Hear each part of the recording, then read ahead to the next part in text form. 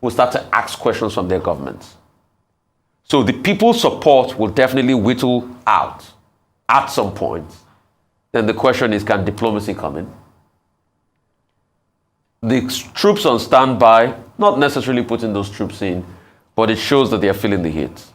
So the question is, what can we quickly do? Now, the Ecowas have ordered a deployment of standby force, which means the soldiers are ready. All they are just waiting for is just the command, so they invade Niger. A lot of people have been reacting so badly that even if they're going to involve, Nigeria should step out of it, that we don't want war. Tinubu is just 3 months in office, or going to 4 months now. You shouldn't be thinking of going to war. We already have a lot of crises facing Nigeria. We have Boko Haram over there. We have Fulani herdsmen. We have jihadists. I don't know what they call them. There are a lot. We have the unknown gunmen. We have a lot of insecurity over there in Nigeria. The dead devils and the militants and lots more that the Nigeria soldiers or the armies need to focus on, that splitting them and the part of them going to Niger and leaving Nigeria unprotected. Anyway, I want you guys to watch this particular video of Arise TV News on how they analyze the whole issues. And what do you guys think watching this video? I want to hear from you in the comment section. We'll be right back anyway to do some messages into the video. Leaders of the West African bloc, Ecowas, have ordered the activation and deployment of a standby military force to Niger to restore constitutional order there. They also warned countries within the bloc supporting the coup leaders to stay off such actions. The decisions were reached at the second extraordinary summit in Abuja on the political crisis in Niger. However, State House correspondent Adesuwa Moran reports that the leaders re-emphasized their preferred choice of diplomacy. And we still look to engage the party involved, including the coup leaders, to convince them to relinquish power as suggested and reinstate President Bazoum. Meanwhile, in Niger, coup leaders have announced a list of 21 people they say will become ministers in the new transition government. The announcement came just hours before the emergency ECOWAS meeting. The cabinet will be headed by Prime Minister Ali Mehman Lamine Zain, a civilian. 3 of the generals who helped in the coup were named Ministers of Defense, Interior and Sports. Well, Rufai, ECOWAS summit yesterday, heads of state and government communiques out. So the communique is out. Pretty much, yes, part of diplomacy, part of peace, but also we are keeping a standing troop aside. And that has also sent a very strong signal to the Nigerian coupists, because there was a message that came out yesterday that they were threatening also to kill Mr. Bazoum in the case where they invade the country. For me, I see that as 1, yes, a threat, but 2, it's an indication that the coupists are also feeling the pressure. For them to be able to put out a rash measure like that in strategy, that means they are feeling the pressure. What we can also do, since we've opened the channel of conversation and communication through that cultural means, which can also be said sort of like, interpersonal relationship, be it soft power, be it anything, let us improve on that to be able to talk to these people. Because when you look at it, based on what is on ground, I don't see this coup plotters having that acceptance of the people for a long time. The bellwether for any country is the economy. The Nigerian economy obviously is starting to falter. And if that happens, then definitely the people will start to ask questions from their governments. So the people's support will definitely whittle out at some point. Then the question is, can diplomacy come in? The troops on standby, not necessarily putting those troops in, but it shows that they are feeling the heat. So the question is, what can we quickly do? I think it's also good to be able to explore that channel even further, Emir Sanusi's channel.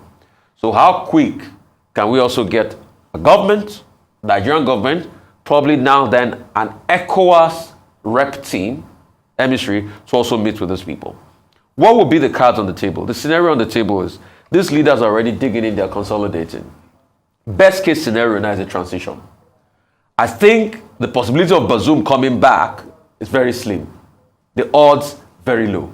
Let's not deceive ourselves.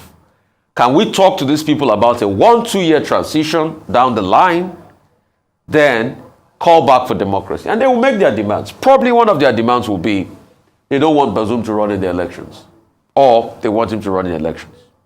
Also, explore other paths, because there are other political angles to all of this. One, the CRR rebel group that has a very strong foothold in the north. Also, you need to involve them in a conversation like this. Because with this threat that they might kill Bazoum, that might intensify efforts. Only God knows who is using them. Intensify efforts, talk to all of them. Also, the past leaders. It's so full, like the ambassador mentioned yesterday, and some other people that have strategic interest there. Make the conversation spread across board. And then keep the sanctions in place. Once that sanction kick in and they lose the respect of the people and they lose the support of the people, then it becomes an easier conversation. And then be realistic about it. I don't think Bazoum will be coming back anytime soon. So let's look at it that way, and let's say a panzer. But let military option be out of the cards. Yeah, we can keep a troop at standby, which I think is also a negotiation strategy. Which I think is to bring in that air of, if you do otherwise, we might invade. But I don't think we'll be using that. Let's keep that aside as a negotiation strategy, and let's keep the heat on those guys. And they'll balk. Just some strategy putting out there. Well, a number of things. The statement by the Ecowas authority of heads of state and government is contradictory. On one hand, the Ecowas heads of state are saying that they are deploying a standby force immediately, and that the defense chiefs have been so directed. The defense chiefs haven't met previously in Abuja. So, and then on the other hand, they say, oh, all other options are still on the table, including dialogue and mediation. So what exactly are they saying? Are you deploying the troops immediately? And what is called ECOWAS standby force? Yes, ECOWAS previously had intervened in some other countries, in Liberia, in Sierra Leone. As recently as 2022, they had a stabilization force of about 700 troops from Nigeria that intervened in Guinea-Bissau. So, except what they are saying is that these, states that were at the meeting will contribute troops, as indicated by the Ivorian President Ouattara. Now, that's number one. The second part of it is, from the way they manage it, President Ouattara made a point that this is not unilateral action from President Tinubu. He provided a good cover for President Tinubu to say it's a collective decision. President Ouattara spoke. President Macky Sall of Senegal also spoke. And then the communique was presented by Dr. Omar Toure, who is the president of the ECOWAS Commission. So it's not President Tinubu taking the lead, and making it look like it's a Nigerian initiative. So that much also came through. The third point is that the ECOWAS leaders insisted that they had to take this action because of the failure of the resolutions that they took at their first meeting. Now they are having a second extraordinary summit on the same subject of Niger within 10 days, and that they have no option but to act, as we had President Ouattara saying. Okay, they want to act. It's group action, collective action, as President Tinubu pointed out. But I find that President Tinubu is in a very delicate situation. You know that he had approached the Senate of the Federal Republic to ask for, the imprimatur of the people's representatives to follow up on the resolutions of ECOWAS. And the Senate said, no, only, take part in peace and mediation options. Do not contribute Nigerian troops. And they committed their resolution into writing. So the president acted under Section 5, Sub 4 of the 1999 Constitution, and the Senate of the Federal Republic responded. Is President Buhari going to commit Nigerian troops? Is he going to defy the Senate of the Federal Republic? Is he going to go back to the Senate of the Federal Republic or the National Assembly? Or is he going to act under Section 5, subsection 5? Even if he does, and he sends Nigerian troops, now that the Chief of Air Staff, Air Marshal Abubakar, is saying that the Nigerian Air Force is on standby, the Nigerian Air Force is ready, we have 75 more aircraft in the fleet. Okay, are they going to deploy those fleet of the Nigerian Air Force without the approval of the National Assembly? Section 5 sub 5 is very clear. If you commit, then you must go back to the same National Assembly within a week, and you will get a reply within 14 days. Now, if he doesn't do that, that will be an impeachable offense. That will amount to gross misconduct on the part of the President of Nigeria. The other question to ask is, has the President of Nigeria consulted with the Council of State in a situation like this? If Nigeria is going on a military action, then you have to consult also the Council of State or the National Defense Council. Who else has been consulted? Apparently, the pressure from Nigerian people, the JNI, Jamaatul Nasrul Islam, the Ulamas, the Izala, the Christian Association of Nigeria, the latest is Afenifere, and other concerned citizens. All of that intervention, including that of Emir Sanusi Lamido Sanusi, who seem to have had no effect whatsoever in the consideration of the ECOWAS leaders in their deliberation at their second extraordinary summit. Which is why you now see you ask the question, is President Tinubu, is he under any kind of pressure to act, without reference to the feelings of the Nigerian people? But as often turns out in these matters, it's not so straightforward. Victoria Nuland, the Undersecretary of State of the United States, is the person quoted by Associated Press as having said they have intelligence that, the coupists are saying if there is any move against them, they will eliminate President Bazoum. And which is why maybe President Ouattara is saying, even keeping the man in isolation amounts to a terrorist act, in quotes. But the UN Secretary General has also expressed concern to say that, look, this man is in isolation and is being fed with rice, although some people may consider rice a special delicacy. But what is also instructive about the meeting yesterday was that the president of Mauritania was there, the president of Burundi was there, the AU, the United Nations sent representatives. So there is an expanding scope of action. And ECOWAS is specifically calling on the African Union and also the United Nations to back its action. So when the war begins, as it may well turn out to be, and it may not really be easy, the implications are clear to see. We have articulated the likely consequences: refugee crisis, humanitarian crisis, and nobody knows how those coup leaders could respond. And that is why those 7 states of Nigeria in the north, bordering Niger, have been expressing concern.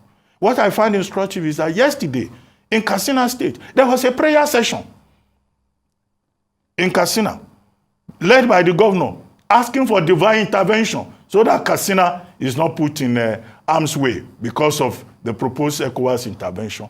Well, maybe other states of Nigeria should also start praying now that President Tinubu says, Nigeria cannot pull out of ECOWAS resolution. When Nigerians don't know what to do, they just blame God. They hand everything over to God. Whereas all of these problems that we deal with in Africa are man-made problems. It's not God that is causing the problem. It's because our leaders don't do the right thing. And, they really don't lead us aright. Well, I think beyond Katsina, there are other states and people who have already begun to pray. If you hear the word on the street, a number of people are quite anxious, and that's why there's quite an interest in what's going on in Niger and ECOWAS's response to Niger, particularly as our President Bola Tinubu, is chair of ECOWAS currently. Not just the northern states that border Niger are concerned, because we have talked about the ripple effect even across Nigeria. And the big question had been, can Nigeria afford to lead a war if ECOWAS decides to apply military force in Niger? So a number of things are at stake, and that's where the challenge or the issues are. Yesterday, the second extraordinary summit by heads of government in the ECOWAS bloc met. as has been mentioned, a number of countries were present with some observers or those in attendance. But very instructive was that there was no representation from Mali, or the president of Mali and Burkina Faso were not there. They were not present. And they had already established where they stand in the Niger conflict, that if there's military force intervention in Niger, they would count it as action against them as well, aggression against them as well.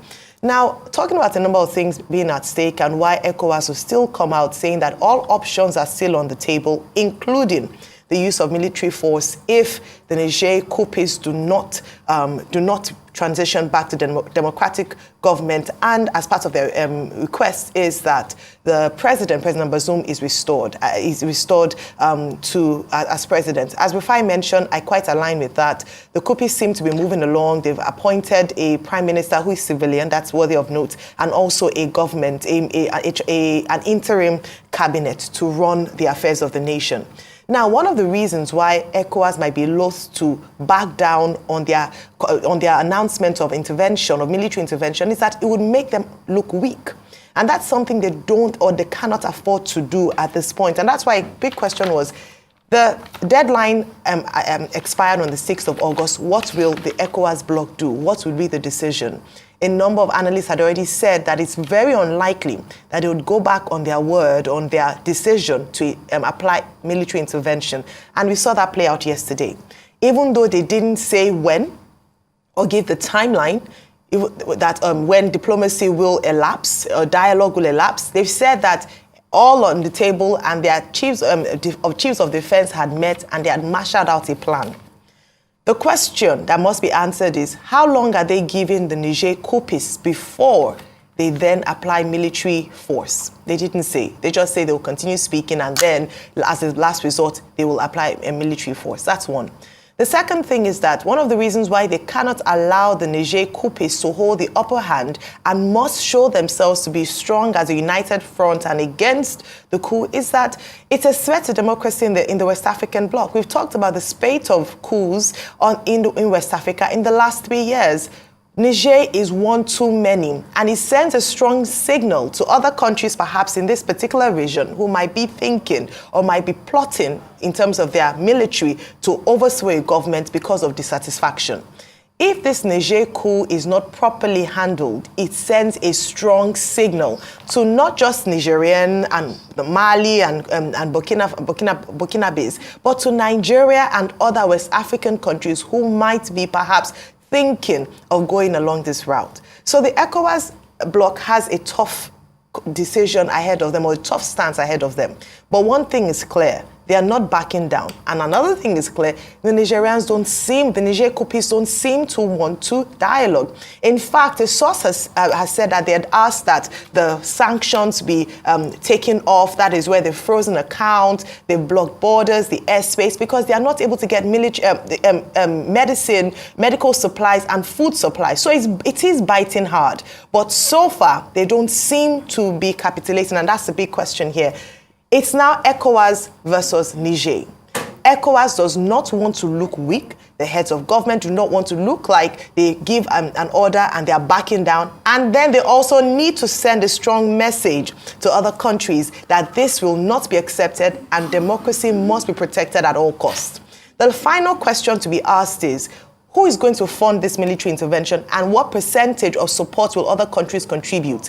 We've talked about the Nigerian factor and how much, and the fact that Nigeria is a superpower on this block and would perhaps contribute by 80% in terms of military might and resources.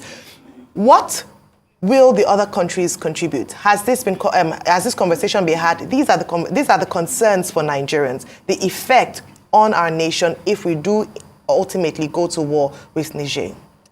President of Côte d'Ivoire, who left the summit before its conclusion, expresses his view on the coup, stating that ECOWAS must not tolerate the coup plotters. They're keeping President Bazoum as a hostage. I personally consider this as a terrorist act, and we cannot let this continue. We have to act.